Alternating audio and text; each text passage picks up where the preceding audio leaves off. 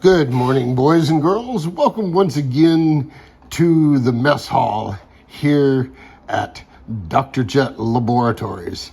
Thought I'd talk a little bit about micro stuff because, I like that small stuff. And the small stuff offers unique challenges. And a lot of those unique challenges are finding room. You've got these big, sausage fingers to try and get in here and work on stuff. So I talked about this clamp mount that I'm going to use to mount these motors, and I'm fooling around with it, and it looks like it's going to work out just fine. I don't know if you have the camera angle to see it. I may have to cut. Where's a pointer? I may have to cut just a little bit out of this shelf here to give room for these cooling fins, and so the thing can move up, because I don't really want this touching the inside of the hull, and I've got a couple of thousandths, and that's all I need is a couple of thousandths to lift that up. So what I've done since we last spoke, I showed you the raw clamps, and we'll talk about that in a bit. And so what I've done is I've machined the little extensions off of here so I can do two things. One, I don't have a whole bunch of extra junk sticking out here. And two, when I put on these little bits of G10 fiberglass that are eventually going to get epoxied into the hull, and so it gives me a mount for those that puts them in the right place.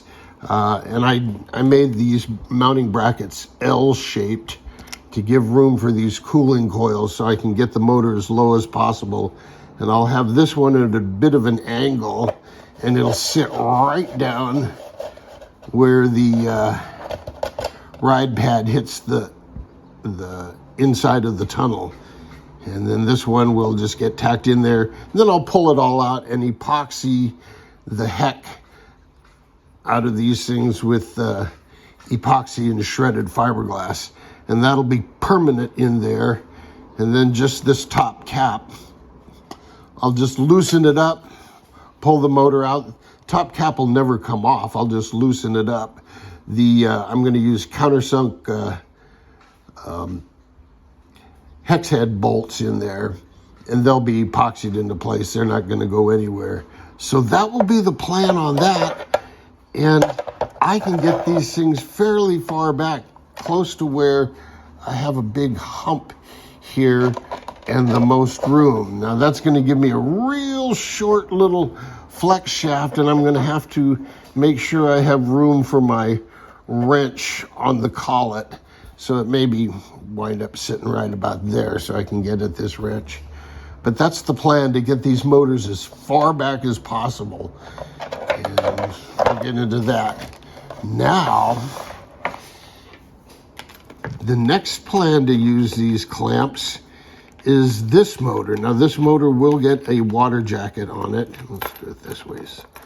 This motor will get a water jacket on it. So it's going to sit flat in the hull just like this.